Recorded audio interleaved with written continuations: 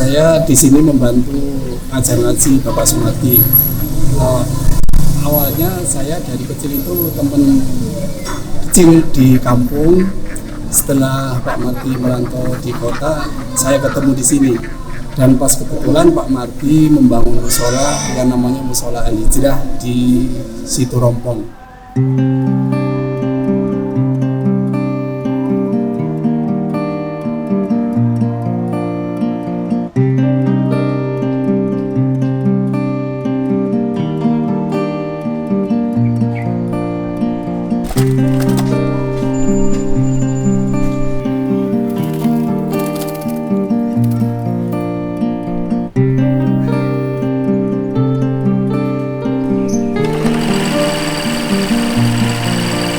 Saya kan tahu Jakarta itu ceritanya dulu ikut kakak saya kan, kurang lebih tahun 86-87. Dan akhirnya mampirlah kisahnya ke tempat jahitannya iparnya istri saya. Saya ikut menjahit di situ, terus nikah sama ini. Akhirnya selama saya di Jakarta ya profesi saya terus akhirnya kan menjahit gitu kan itu.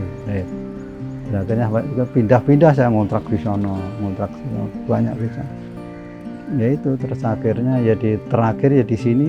Terus akhirnya tempat jahit sekarang anak-anak saya udah gede, udah di pondok, udah pada pulang. Akhirnya jahitan ya taruh, saya ngontrak sendiri, jadi rumah khusus tidur. Saya kan aslinya saya kan Jawa Timur, Kabupaten Ngawi.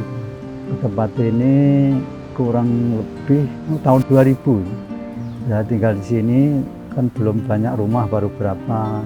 Lama-lama saya dulu berpikir banyak anak-anak, nggak ada yang ibaratnya nggak ada yang tempat bacanya untuk mengumpul lah. Saya ini nggak punya rumah, nggak apa-apa, yang penting istilahnya ada musola buat istilahnya untuk menampung anak-anak belajar gitu. Apalagi kalau biarpun namanya anak-anak nakal kayak apa kan, kalau masih mau musola kan alhamdulillah nggak sampai di pinggir-pinggir jalan. Jadi itu akhirnya sampai sekarang ini belum ada Pak. Saya pindah ke sini plek, ini juga masih rawa ini.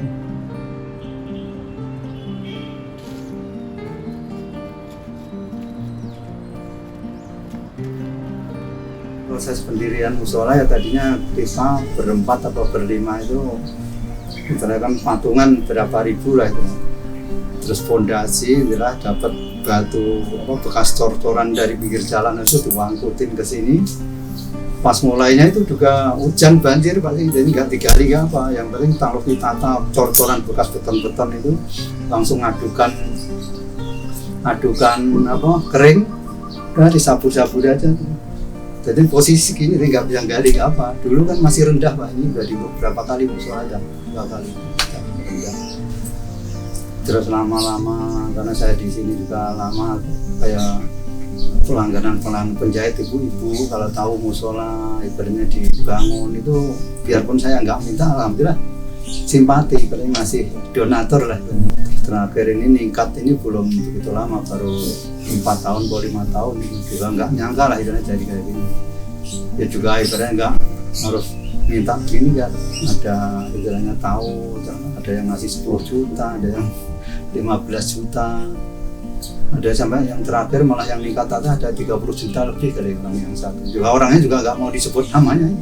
Kalau udah ada musola, mulai saya terus udah saya itikad saya udah saya di sana, tinggal apa yang saya tidur ya udah usaha di situ. Punya beban wah ini namanya jariahnya orang udah dibangun, dari kalau nggak ada minimal nggak ada yang isi 5 waktu terutama. Yang pokok mulai adzan imam sampai sekarang TNB yang ngajarin ngaji tiap habis maghrib itu ya saya sama Pak Ayub.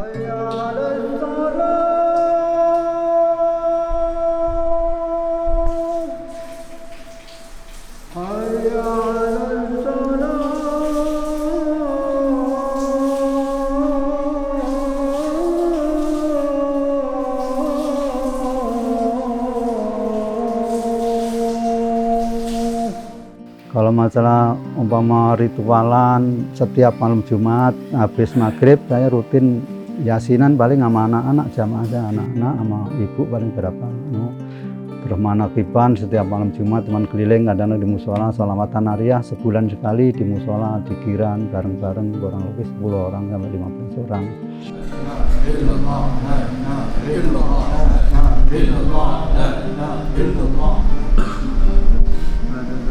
Anak-anak Iqra itu ya Iqra. Saya paling sekarang kan teman saya bagian anak-anak kecil, saya yang gede paling ngajari Quran itu sambil seminggu sekali malam Setu itu tak kasih peluang untuk masalah belajar akidah, terutama hukum-hukum tata cara wudhu bagaimana, sholat bagaimana, terus ini yang batal, ini yang haram itu.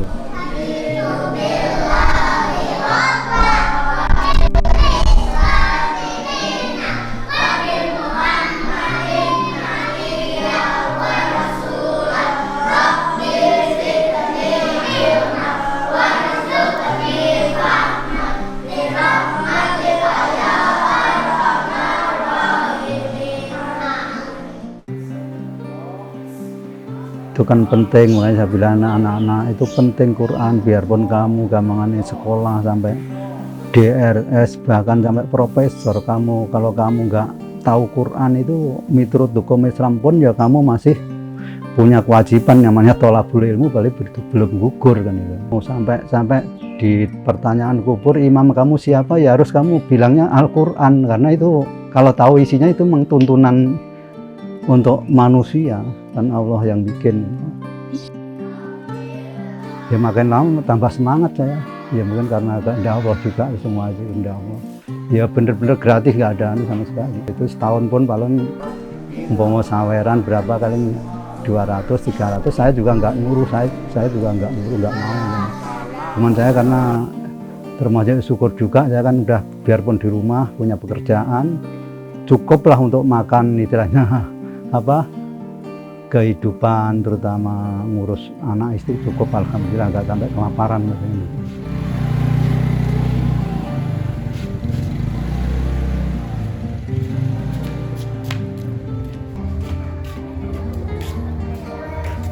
Ya kalau jahitan ibarat orang jual beli sih, emang kadang-kadang juga nggak dapat duit, cuman kadang-kadang dapat, apalagi selama corona itu kan berapa tahun ini juga ibaratnya bayar kontrakan juga duit-duit bahasanya nombok, karena nggak cukup buat paling buat jajan-jajan, cuman dia bertahan ya alhamdulillah, sehat tadi, modalnya sehat, mungkin Allah berkehendak demikian, dan saya juga alhamdulillah nggak pernah sakit, ibaratnya yang sampai ke rumah sakit lah bahasanya, paling kan obat-obat warung sembuh kan, itu aja.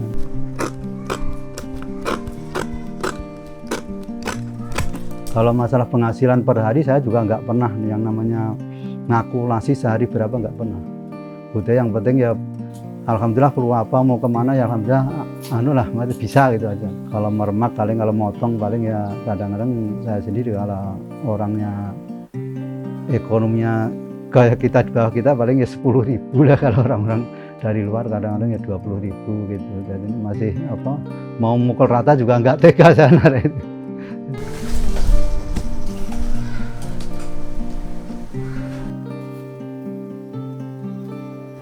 Saya selain menjahit itu ya nggak ada, cuman belakang itu ada tanah keduaan pinggir Rembang, ya tanamin pisang, cabai kadang-kadang buat, terus saya ada daun singkong itu kadang-kadang daripada belilah tak tancepin pinggir. Biasa kenal orang, kadang-kadang orang pangkat, orang yang kaya lah masalah apa.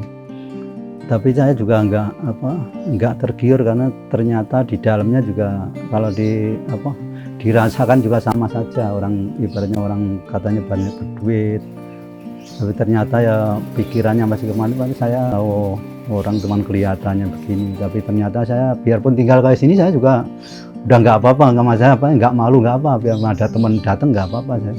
Biarpun tempat kayak gini, makanya makin lama ya saya malah makin semangat, ibaratnya gini, ngajarin anak-anak makin semangat. Biarpun nggak ada gaji ya nggak apa, yang penting saya juga punya penghasilan cukup untuk masalah kehidupan lah, cukup, biarpun nggak lebih maksudnya cukup maksudnya.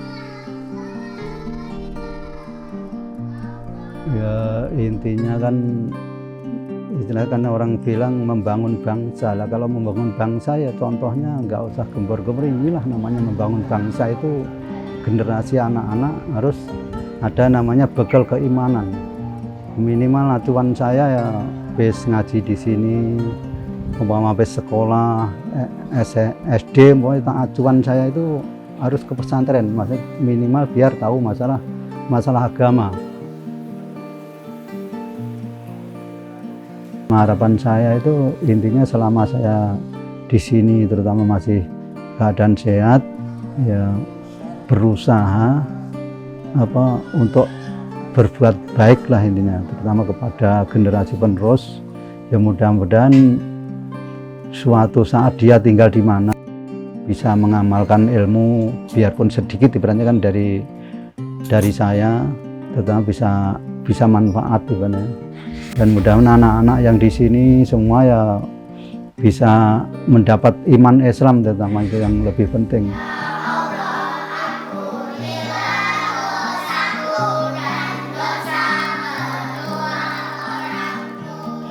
Ya rencana kan umpama ibaratnya memang selama ada harapan tinggal di sini, maksudnya kalau generasi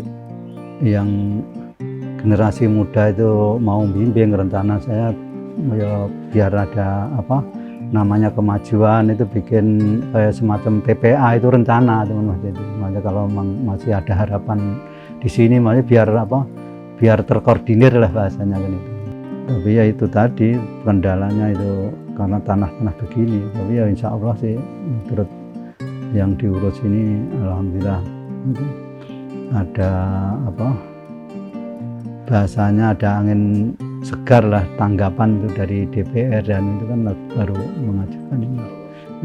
Harapan anak-anak makanya kalau bisa, kalau dari saya ya minimal itu ke pesantren sambil sekolah. Kalau zaman sekarang jangan sampai ibaratnya zaman canggih, serba modern, serba internet, kalau nggak mengenal ilmu agama itu sangat bahaya sekali lah. Sangat cuannya gitu, ngomong nggak nyantri minimal yang ngaji itu minimal biar tahu lah, tahu terutama yang batal, yang haram, yang harus boleh dimakan, ini minimal kan itu harapannya.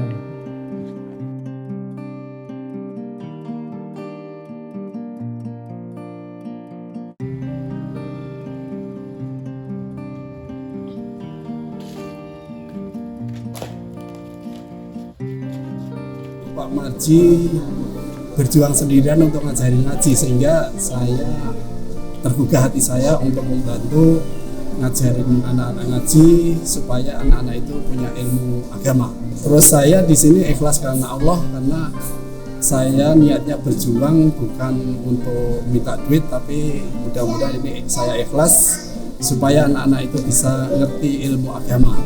Dan akhirnya sampai sekarang kurang lebih saya 13 tahun membantu Pak Mardi di sini. Tapi Pak Mardi sendiri di sini sudah kurang lebih 20 tahun untuk ngajar anak-anak ngaji. Hayyala shalah, hayyala falah, qad qamatis shalah, qad qamatis shalah. Allahu akbar, la ilaha illallah.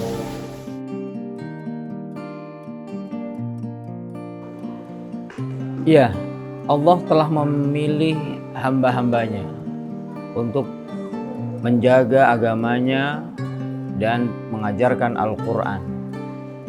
Allah telah memilih Pade Mardi dan Pade Ayin untuk berjuang di daerah yang padat penduduk ini, sangat dekat dengan ibu kota.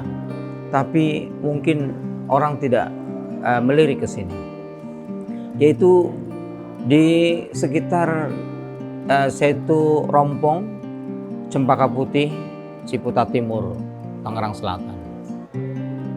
Perjuangannya sangat dinanti dan diharapkan oleh penduduk sekitar.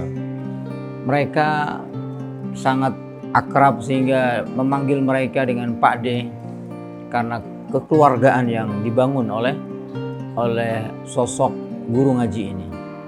Jadi mari kita bersama bahwa ketika kita ada kelebihan rezeki, maka ternyata masih banyak di sekitar kita, bahkan di dekat kita, apalagi yang jauh. Mereka orang-orang yang tulus tetap mengaji, mengajarkan Al-Quran huruf demi huruf semata-mata karena Allah. Tidak ada bayaran. Anak-anak digratiskan, nggak ada bayaran. Padahal dengan keterbatasan hanya seorang penjahit. Luar biasa. Semoga ini menjadi pelajaran bagi kita. Mari kita bantu mereka. Dan Forum Pelayanan Al-Quran alhamdulillah sudah memberikan beberapa fasilitas dan juga insentif meskipun tidak besar, tapi kita berikan bulanan. Di Kalimantan Tengah, Kalimantan Barat, dan di Jabodetabek ini. Mari bersama, insya Allah Allah masukkan kita dalam golongan Ahlul Quran yang kelak kita akan bersama Rasulullah Sallallahu Alaihi Wasallam mendapat syafaatnya dan syafaat Al-Quran. Amin ya Rabbal Alamin. Assalamualaikum warahmatullahi wabarakatuh.